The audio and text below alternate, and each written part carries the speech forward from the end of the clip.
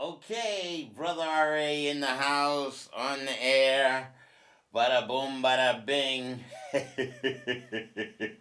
Yeah, I'm in the house. I made it this week. And I'm just wondering, what kind of week it was. You know? Because it's been crazy. Let me just say this to you. This is CCTV and this is Brother RA, the website. And for those that don't know, tune in, go on here and hit the YouTube channel. And it brings up the most recent upload to YouTube. I'm glad I did that because I do want to show you some of that. Yeah, the Emphadishi tour. This was last Wednesday. I just got through watching some of that. And we'll come back to that in just a second. Here, let's jump in here, show you the overhead. Voila! And show you the set. Bam! So, 1 minute into the show, and this is RA on a Wednesday after having a seizure on Monday, my birthday. I think that's what occurred. Yeah, it was kind of interesting. I didn't know I had a seizure. I just woke up, and then later on in the day, my body was tight and stiff and hurt and this and that. But I still went to Tai Chi. I had to go to meditation and movement. And yeah, even he said, nope, you got to take the next 2 days off. Don't do no practicing Tai Chi. Don't be overexerting yourself or whatever. So here I am. I think I'm calm. I'm collected. If I have a seizure on air, come in and get me. But I don't think I have them that close to one another. Yeah, if I had one on Monday, my birthday, when I turned 58, what kind of statement is that? Wasn't I asking that last week? You know, what kind of statement do you make with your life? What is your reasoning? What is your purpose? Why were you born? Well, for me, I do believe my calling is to help the majority, the masses, help as many people as possible tap into their divinity. Do you believe you have divine energy within you? I believe every big head that comes out of a woman's womb is a spiritual deity. Whether you accept it or not, at 104:15. Regardless of the misinformation, miseducation, and levels of self-hate that an individual has,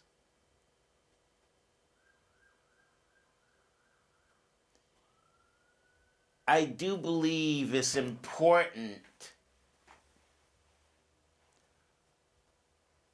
for one to see themselves as divine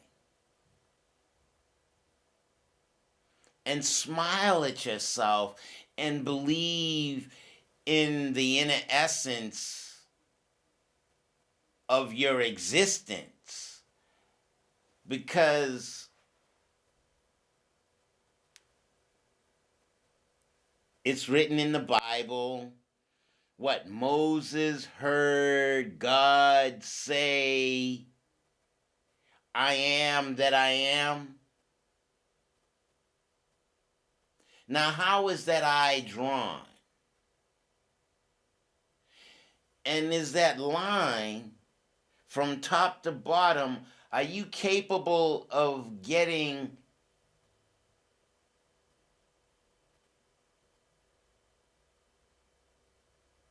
that deep into who you are?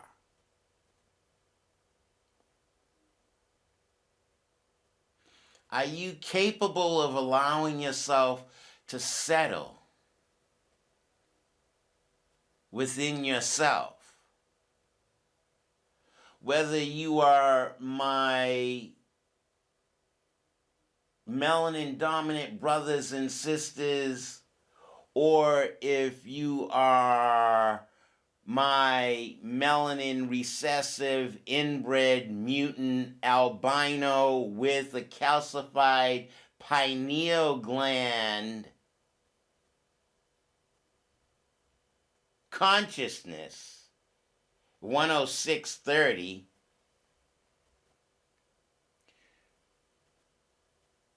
can you allow yourself to see you as a divine energy, whether you're white or black?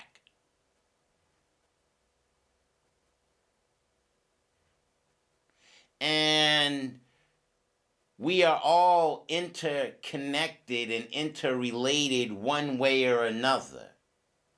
We all live on the third planet away from the sun. We all absorb the sun's rays.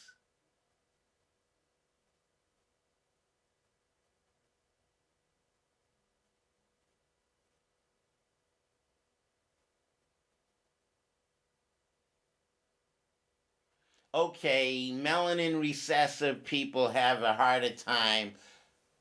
Oh no, I'm gonna burn!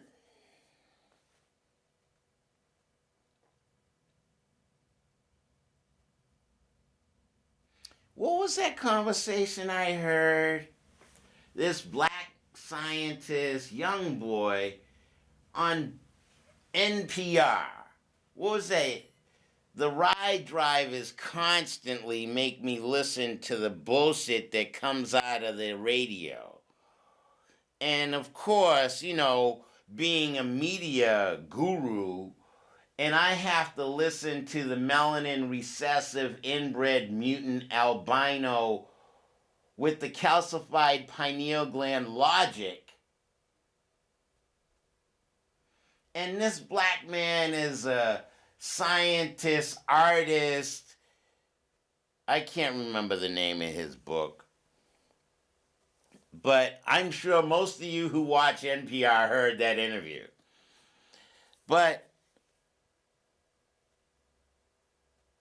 did I hear him make the statement that somebody who was an albino white calcified pineal gland individual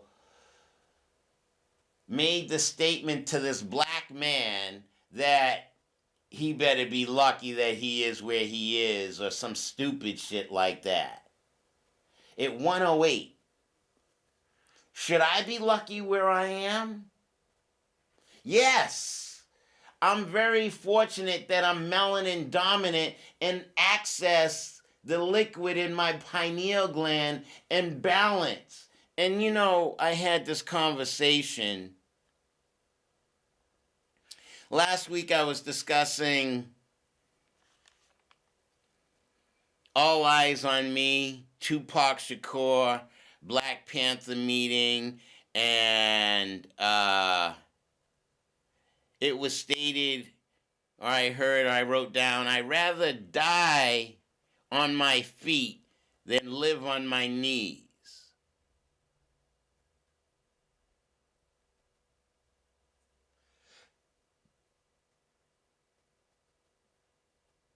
Are we, as melanin dominant people, 9/10 Let's see, 9/10 the Earth's population at 110.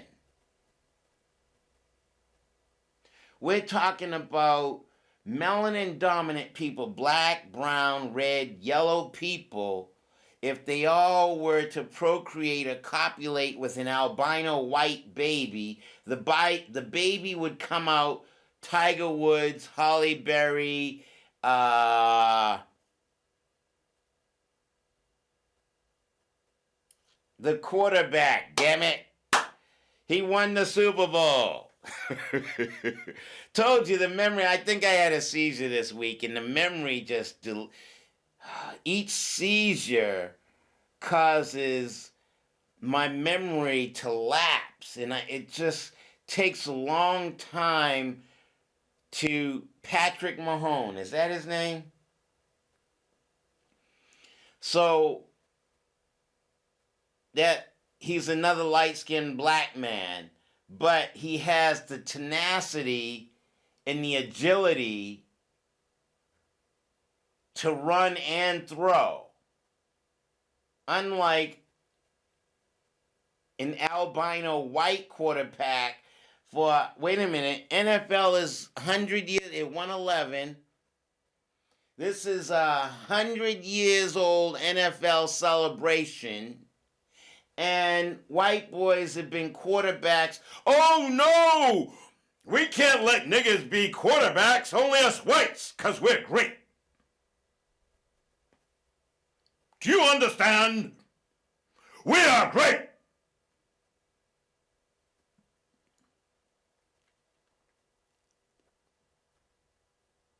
So now, how many black quarterbacks are there that can run and throw? And wait a minute, oh, Tom Brady. Oh, is he still one who just, I'm a statue, I'm going to throw the ball. That's all I can do is throw. I can't run and throw. Or who is that? Aaron Rodgers? Or what are these other melanin recessive white quarterbacks? Oh, I'm sorry. I didn't get high today, so I'm not toning my shit down. Now, I'm talking about balance and harmony.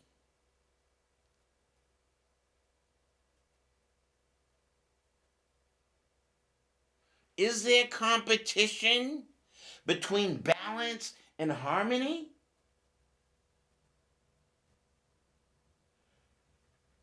Who are you? And what is your role and your duty and your function? Okay, so I'm 58. And yeah, as of Monday, February 17th, I have other people's birthdays on the 23rd and shit.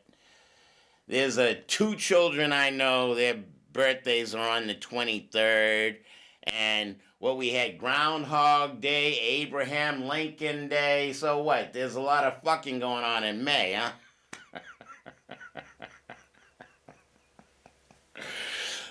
But who are we as role models and mentors in life?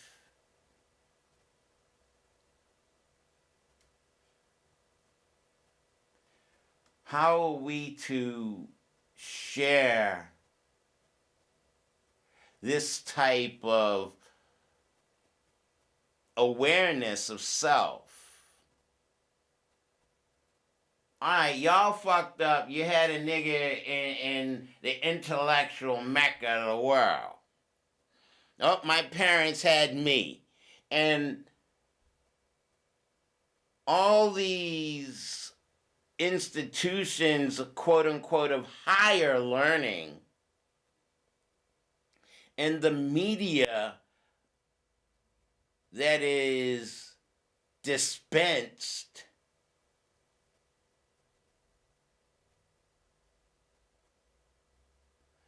teaching, oh, blacks are just mediocre people and they're all right. but they're not as good as us whites. I'm white and I'm all right. Oh, I'm brown, I can stick around. I'm black, I better get back.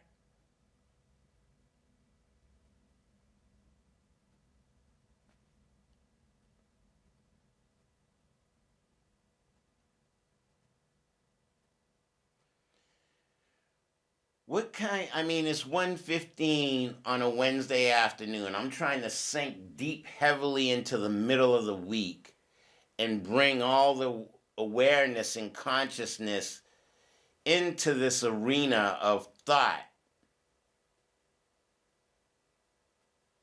Thank you, Master Heej, for allowing me to reach. No, I don't like that word reach because you're not supposed to reach. You're, this is you right here, and you move your legs and body to move the aspect. How do I say this? You move your body and your legs and arms are appendages to your body. But dealing with the meditation and movement and the Tai Chi for me is also aligning the peripheral view of my psyche and my consciousness and mind to reach all aspects of my divinity. Does any of this make sense to anybody? Can you comprehend above and beyond what you've been taught in? Why did somebody make me remember my second grade experience being promoted on trial? And they tried to explain something to me, but I'm like, you don't, as a father figure seeking the mother of my children, and I hope to get to that during this segment. I started some of that last week. But finding a partner and a mate, yin and yang, where we balance one another, where there's balance and harmony. But as a parent, as a father figure, as a mentor, as to younger people, I am sharing a little bit more of the inner essence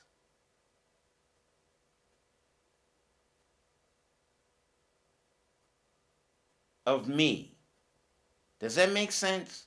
Sharing the inner essence of myself with you and giving you a little bit more of the mindset, the self-esteem, the self-confidence, the ability to feel good about being who you are. 118. I'm noticing too, in this society where the white men are in charge, there's a lot more homosexuals out here, more prevalent.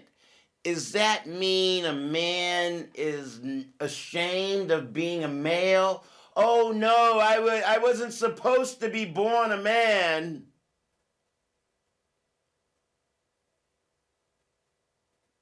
I'm still confused. Your personality is your personality, but the divine energies, okay, so if you feel like being homosexual, that could be an aspect, But do you wish to wash away all of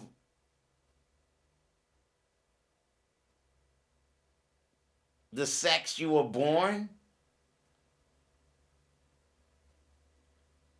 You're ashamed of the gender you were born.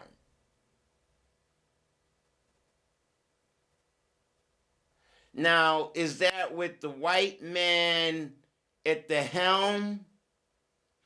Or can I share as a melanin dominant black man who's secure in himself? Oh, yeah, I've done this and that. I want my menage a trois.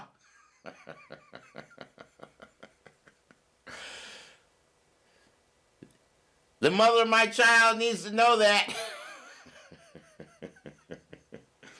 Should I say that on air? Can I say that in public? Did I put that on tape? I have no inhibitions. I am that divine energy. I am that I am. I'm that one line.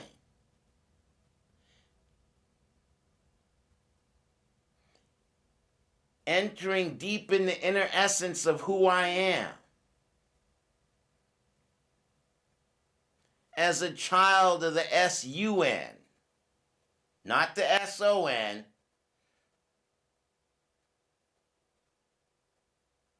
That's metaphorically or some kind of... No. At 121,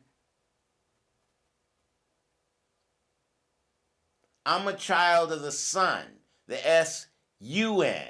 That you open. Circle closed. There's no beginning and no end. S-O-N. No, the sun, the S-U-N. And how is that S drawn? Open. U. N. Up. Down. Up. I mean, is there a message in the meta-netta? All right, let me shut up. 22 minutes into the show. Let's go into M for Dishi. I talked about watching All Eyes on Me, Tupac Shakur, Black Panther meeting. I'd rather die on my feet than live on my knees. Death Row East? Where's Death Row? Where is Live Life Row? Is there competition between balance and harmony? Do you compete with yourself? Me, myself, and I. Secret of the universe. I offer you no more. Led into Groundhog Day 2-2, February 2nd, Grand Lodge Masonic Temple. Red man, right angle with the square, two beavers, Massachusetts state flag, red man, his land.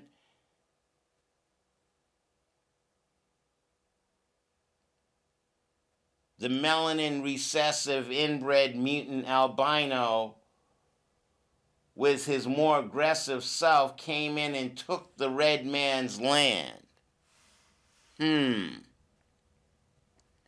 Now, what are we talking about? Tai Chi dance, you should face south. Massachusetts State House, face south. Masonic Temple to the west. I face south. My right side is west. My left side is to the east. East of Boston is the Atlantic Ocean, from which the slave ships came from to arrive in America and create New England from Old England. Aware of watching myself from above me, I'm also aware of the audience watching me, and I'm facing south, so you're looking north, walking up into the State House of me. You walking into me facing north, and your right side is my west. We are facing one another. We are each other's opposite. North and south are perpendicular lines. The 21st century. Mfadishi talks about the Wanzungu in the Metanetta, which is the sacred writing. Here, let's go to Mfadishi. This is already started. I'm going to go ahead and play it for you.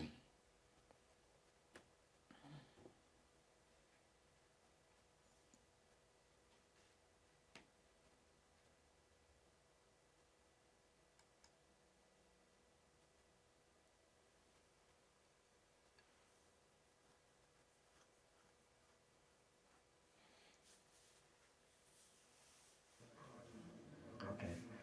I just want to say this shows you the whole mummification process, how they did a funeral. So today, as a Kemetic priest, I'm a Kemetic priest, I don't have to guess how a funeral was carried out.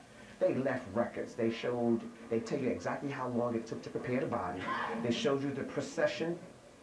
They showed you taking it all the way to laying the body to rest and the prayers and stuff that goes along with it. So we don't even have to guess. So today, almost all funerals, whether you're a Christian, Muslim, Hebrew, or whatever, they're following this. Even the 40-day process. Yes. Was it deliberate that they used pictures as opposed to words? How that the language was being understood years later? Well, you have to understand, this is a language of nature. We are people of nature. So I don't think that in their original concept, they were saying we're going to use pictures because people will be able to understand it. And no, they were depicting nature in its truest form and use those symbols. See, the Medu Neter, these words are on three levels: the physical, the metaphysical, and then the spiritual. So you have the concrete, that which is not, and then the spiritual connotation. So when I see that scarab, if you don't know what a scarab does in nature, part of that will be missing to you. Right. If you don't understand what a falcon is in nature, so when the guy said, I'm the great falcon, you was like, so what? Yeah, definitely. And they never, by nature, they never studied Right. it. So that's why these just became gods and goddesses. They didn't understand the various nature. They didn't understand that, and they still don't. Watch this here. Today, when I was in Tanzania, Wazungu was talking to one of my great-grandfathers, and he was talking about, well, you know, you live right here in the wilderness. He says, well, when did this become wild? I've been here all my life, and it's not wild. Why do you call it the wilderness? It's not nothing wild out here. He says, you are the wild one. Duh. Out of place. Everything else he said, you see that line? He is in place. He's not wild, a wild beast. He is following his nature. So those things who don't follow their nature is wild. And so,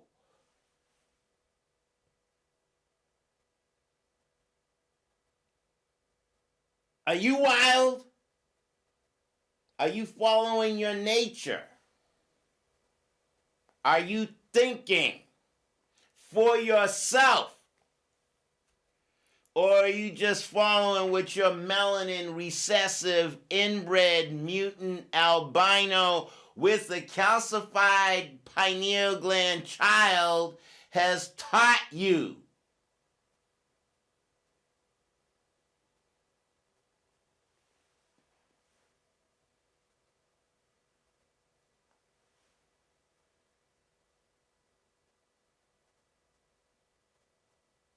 Yes, I guess I'm a brother from another planet.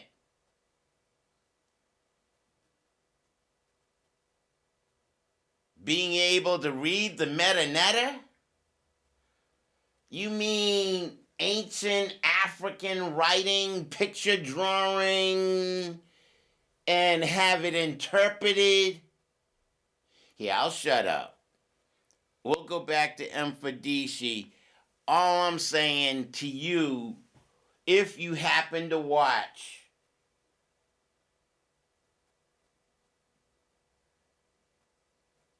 it's like I feel stuck in an arena where people are not tapping into the inner essence of their greatness. How can you look in the mirror and not see yourself as divine energy?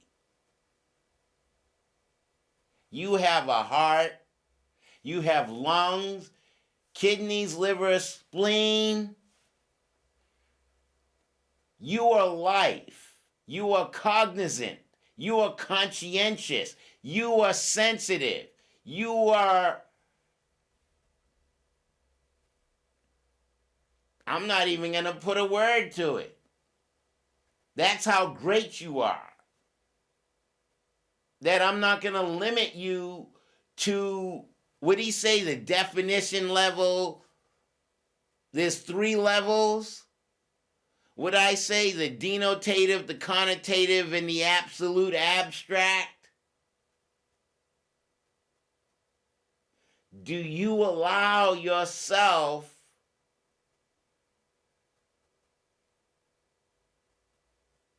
to reach that level of relaxation with your shoulders dropped, your spine straight,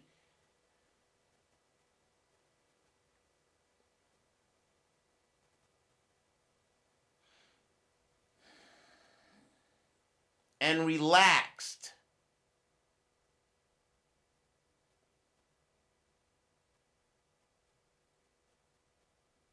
Within the center of yourself, comprehending, wait a minute,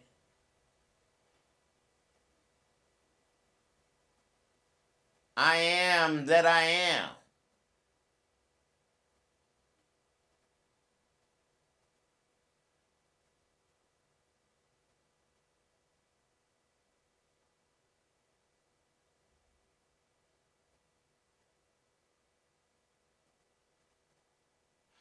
All right. Do I want to hit Mfadishi and divine words, or do I want to go to standards for the mother of my children? Let me throw this in here real quick, because Mfadishi, I know that's going to... But as I think totally within myself at 133, I'm the third 3. I am reaching or actually accessing all aspects of who I am.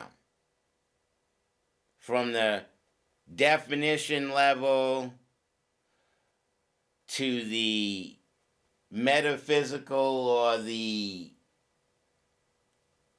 connotation level, and then the absolute void, the absolute darkness, the absolute abstract of all there is within me as that divine energy, a product of the SUN,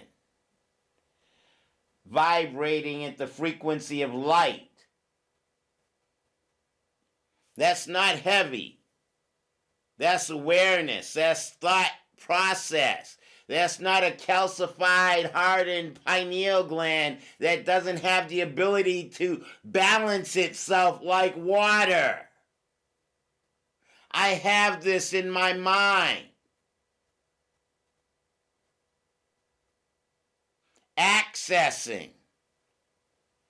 Now, in trying to find a partner and a mate, being a role model and an example as a thinking black motherfucker that ain't fucking no mothers, cause I can't get nobody to pay attention. Everyone, oh no, you want too much sex. I want to have a child, damn it. Oh, I shouldn't fuck with you because your ass is too old. You can't have children, huh?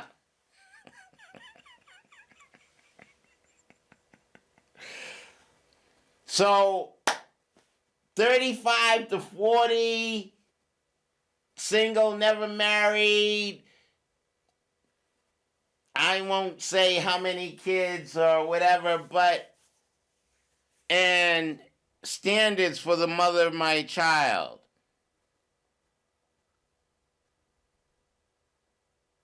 I told you last week how my mother straightened my feet because my feet came out like that, and she massaged my ankles and whatever and made my feet straight. Can y'all see that here? Can y'all see my feet down here? No, can't see them? No, I gotta move it back this way. Okay, so see, my feet, they was like that when I was born. But she massaged them, and my feet, I can stand with my feet together and straight and so on and so forth. So, we're talking about the foundation. So that's why it's important for me as a male, as a man, finding the mother of my child, for her to have decent feet and have an arch in her foot. I'm not too fond of a flat foot. And an arch in her foot not taller than me. I think that's my level of insecurity.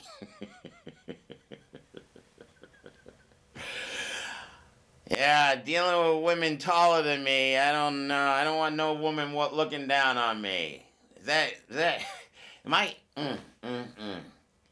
revealing too much? But, okay, so, and the other important thing, 20 minutes left to the show, is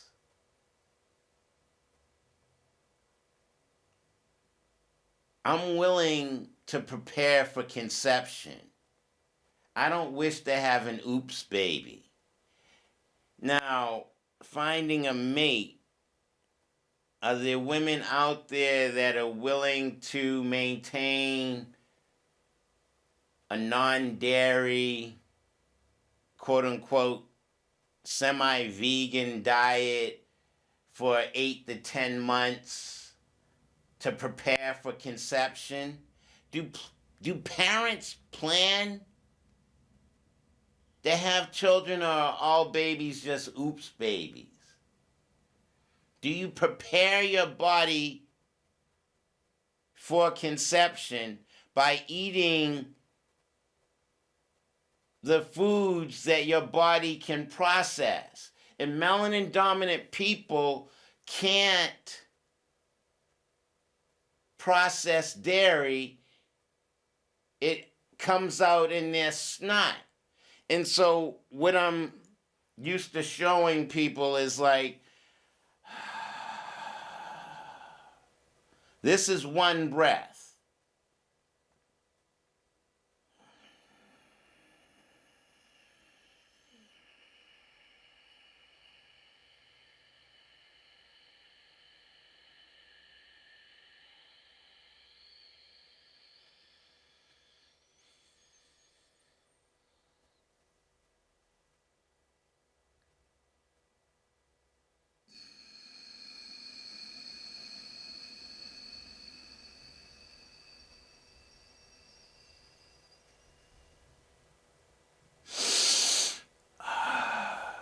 So if you're eating dairy and you have all that congestion and snot in your lungs,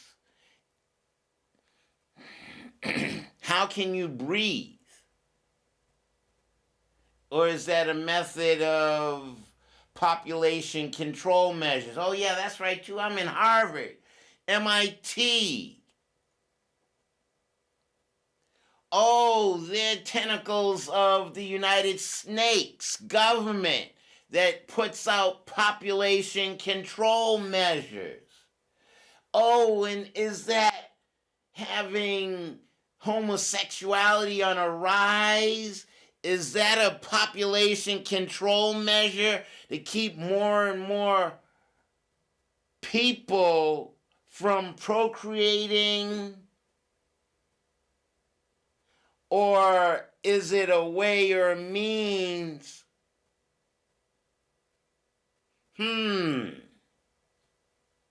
How could that be looked at? Dealing with 9/10 the Earth's population is melanin dominant, and white people are insecure. Like, I don't want my woman taller than me, so white people or white men don't really want black people to overly populate the planet. So that means,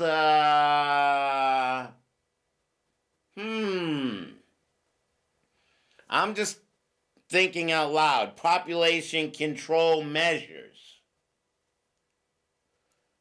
Should there be population control measures? Should there be limited number of people?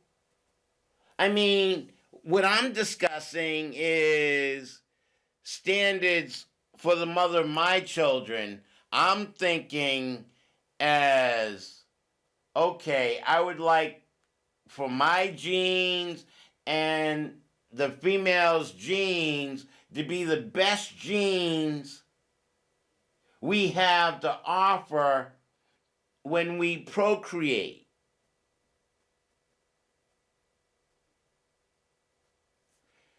Now, what is this about population control measures and taking out people or causing people not to procreate or become homosexual or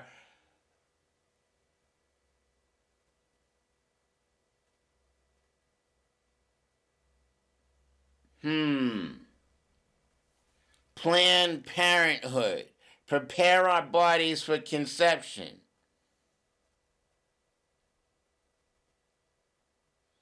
And are we, as melanin dominant people, have an issue with complexion?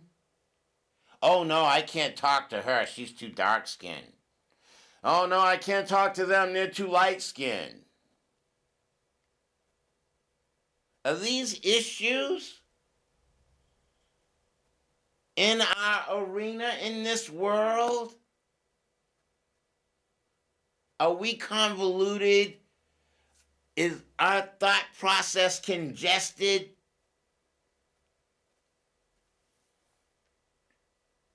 I know for me, I prefer smaller thighs and natural hair, not processed or weaved. And a female that's compatible with Aquarius. And has an understanding of what it means to live in a house. Some ghetto kids, it's like they come from and they leave the water on all the time. I'm like, I gotta pay the water bill. Turn the water off. 3-minute shower. What the hell is wrong with you?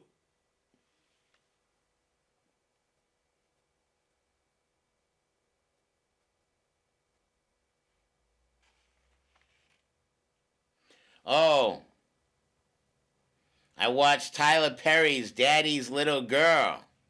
I think I'm too much like Gabriel Union, the lawyer with the standards too high, huh?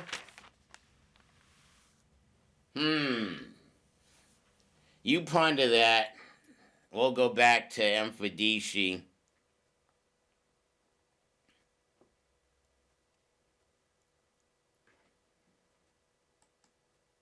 So I don't live in the wilderness. I don't live in the wild. You do. Your city is wild.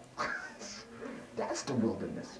So they wanted to use symbols of nature. You know something? If an alien being came from another planet right here and looked at nature, calculated everything that it saw, and then looked at the Medu nature, it would be able to translate it and understand it. But if you picked up your textbook, Declaration of Independence or some things like that, it wouldn't have no clue unless somebody from that culture taught them. So you see the difference of a nature? So that means that all the Africans, see, what they show you, Queen Hatshepsut shows an expedition to Punt, which is approximately Somalia area. And you can see that they're exchanging paperwork, papyrus, written scrolls. So it means that these Africans way in Central Africa understood the Medu Neter that the ancient Kemetu were writing, and that they were communicating perfectly, bartering and exchange, and were writing treaties with each other. And so this so-called picture writing was a universal nature writing. So anybody that understood nature could communicate. And how do you explain the different colors of The colors correlate with numerology. Numerology was again created by us. Okay, so you have to understand that. And if just to give you some word, write down a person's name, Shoshatmus. Shoshatmus is the nature of mathematics, astronomy, and astrology. Colors correlate with that. Just like the scales of music correlate. Okay. Right? With that, colors correlate. Sirius A and Sirius B, the binary star system, which ancient Kemetu understood. So you can see they didn't think the world was flat. Okay, all right. All men, in general, will be depicted dark red, symbolic of Sirius B, the dark, dense, heavy, masculine star.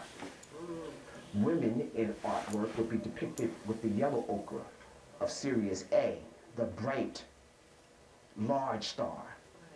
So women, Sirius A, men, Sirius B. You mean they weren't color struck?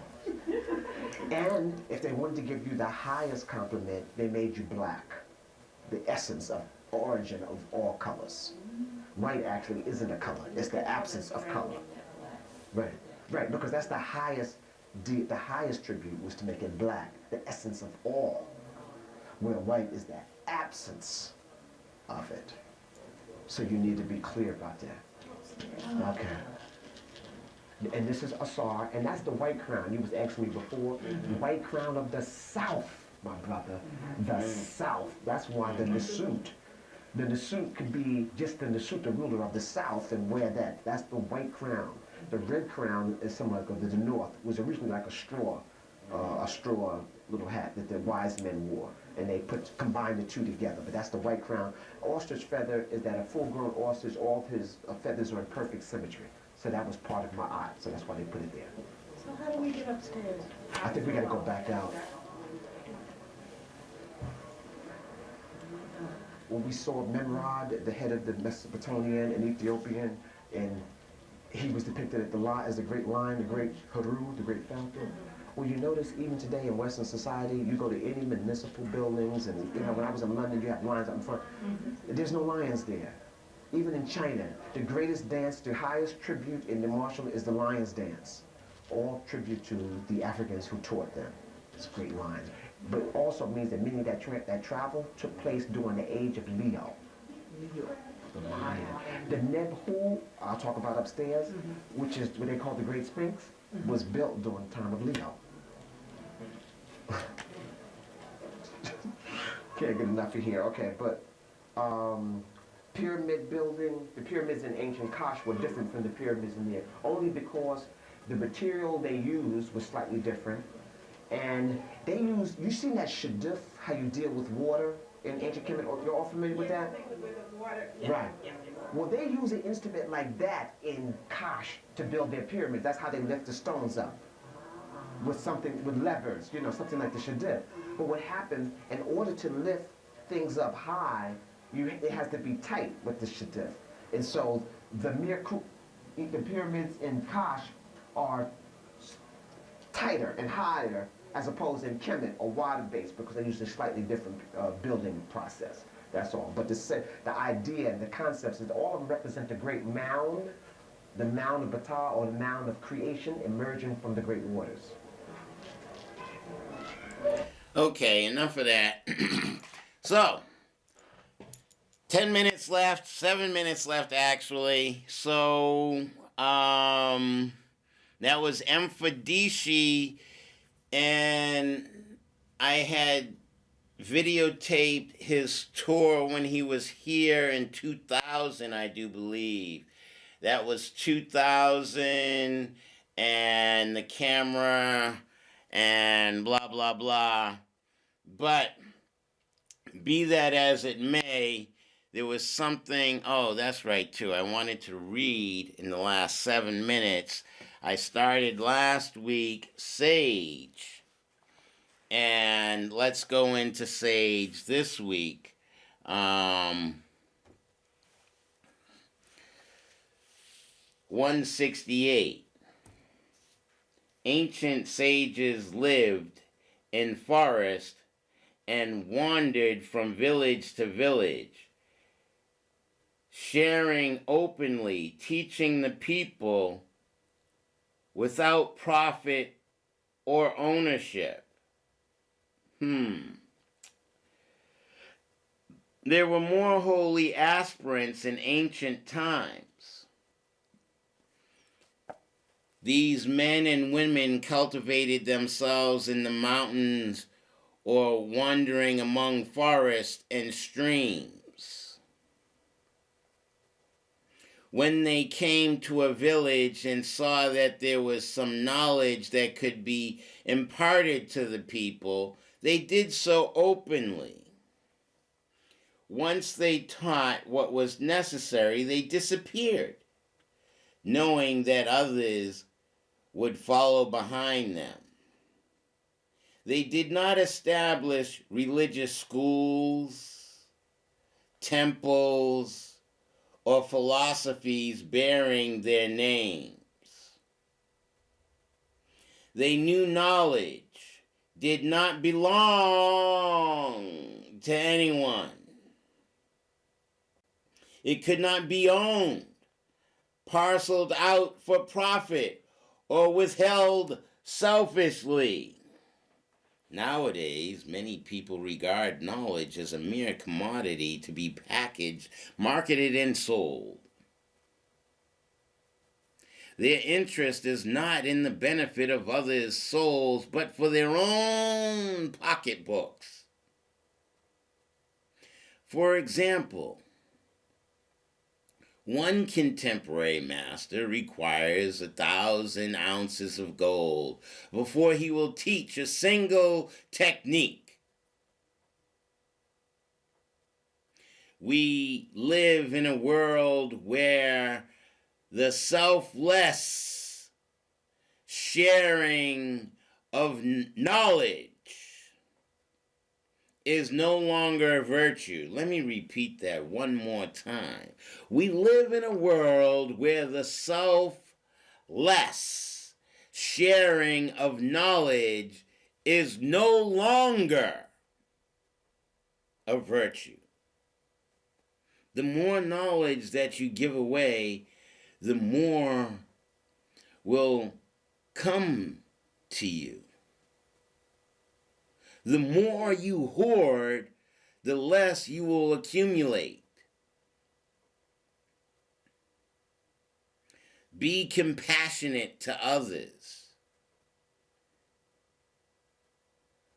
What do you have to fear by being open?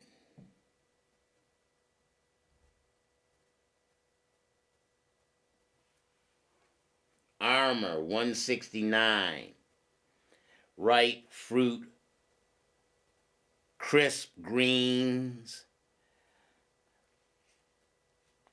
live grain, vital roots, tender meat, spring water, growing essence, nourishes your own.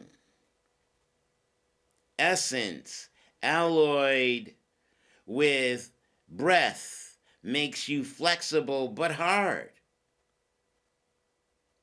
The sage's body is armored. The sage is impervious to death. Those who follow Tao speak of three treasures in the body: essence, breath, and spirit. Essence is the biochemical aspect of your body, nurtured by the food you eat and regulated by the quality of your hormones. Therefore, all your food should be packed and glowing with energy. Eat food as close to its source as possible. Pray before you eat, for everything that you take, whether plant or animal, is living. You must consume to survive, but you die. But when you die, acknowledge that you will become food for others. I'm not going to finish reading that. It's going to cut me off. So, last week and the week before, you saw me touch my herb. So this week I didn't smoke any. I may next week, I don't know. But I am learning that my inner energy and chi I can issue just by touching my food. That's important. Not only your herb, your food, but the things that you consume. You regenerate the energy of yourself within yourself by I'm just reading the meta netta. Don't mind me. I'm just a nigga who's stupid. I'm just a